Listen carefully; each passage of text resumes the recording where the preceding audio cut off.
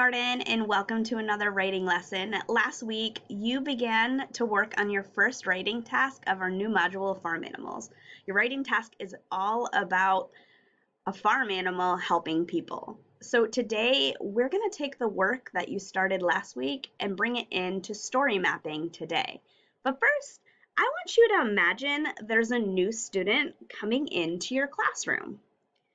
What could you do to help the new student find places like the bathroom or where to find their technology? Your teacher's going to pause the video and talk about what could you do to help the new student find these things.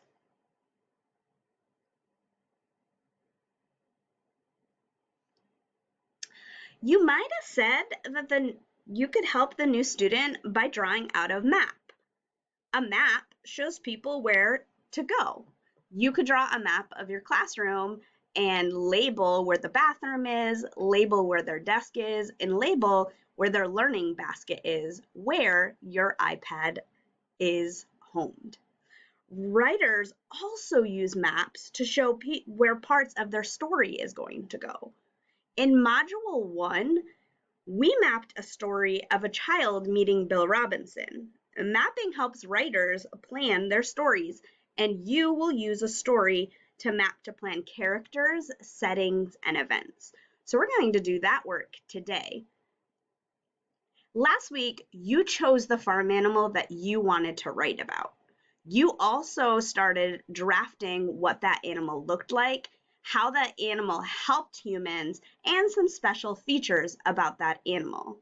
Today, you are going to put all of that work to use. Your teacher today may have you work directly in Seesaw, or they may have you work on your paper and with your pencil and or crayon. They also might pause the video now or later for you to go get those materials.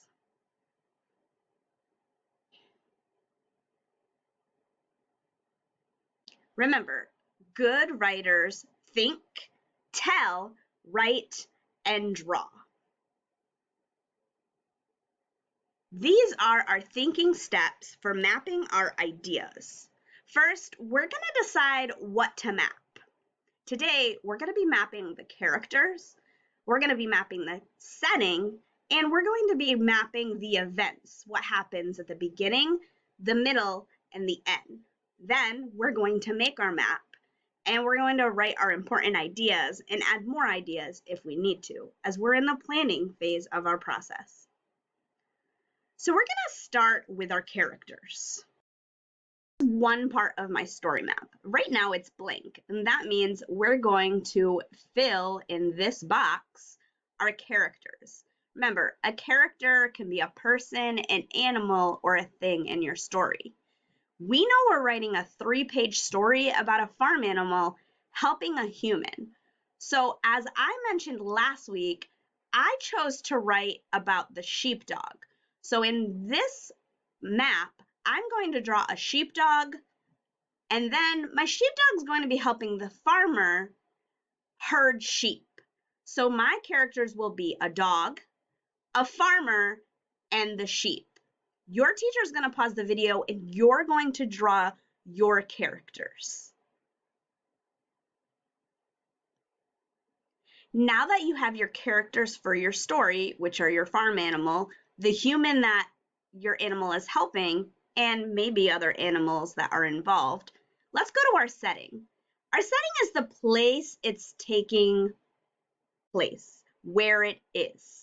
You also may draw in the background when it's happening, if it's during the day or at night.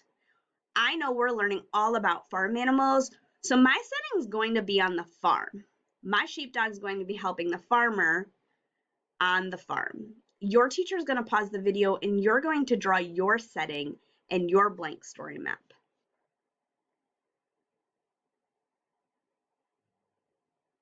Now that we drew our setting, now we're going to draw our events. This is the meat, the beef of our story. This is what's happening in our story.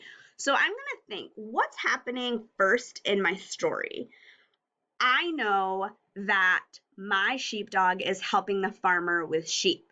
So the first thing that's happening in my story is the farmer sees his sheep running all over the place on the farm. So I drew a picture of the sheep running around in the fields.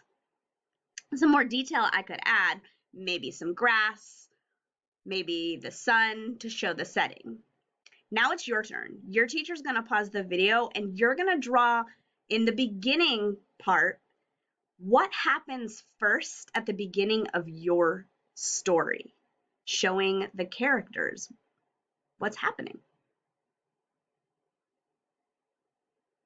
Now that we did the beginning, we see what's happening. We need to do the middle. This is how the problem is going to be solved. So I know the sheep are running all over the field, and my sheepdog, from what I learned from the text farm animals, herds sheep for the farmer. So I'm going to draw a picture of the sheep and my dog coming herding them. Herding means bringing them in a big group and making sure they come back to where they belong. So the middle of my story is the dog is coming to solve the problem by herding the sheep. Now it's your turn. Your teacher's going to pause the video and you guys are going to draw how your farm animal came and helped the human.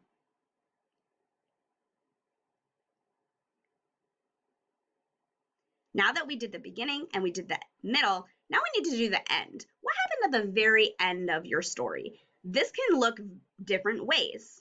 Maybe at the story, your human is so happy and you're going to draw a picture of the human with the farm animal. I've decided at the end of my story, it began to rain and we discover at the end of the story, the sheepdog got my sheep in the barn so safe.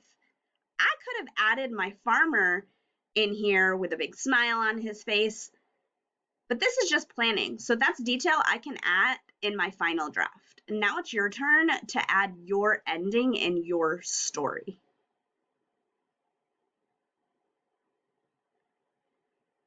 Wow, we did so much work today. You mapped your character, you mapped your setting, you mapped the beginning, the middle, and the end of your story. You just did all of that work, whether already in Seesaw or on paper. So your teacher's going to give you a direction of how they want you to submit your work. So you can keep it, save it, and lock it for when you do more sketching and labeling. See you later.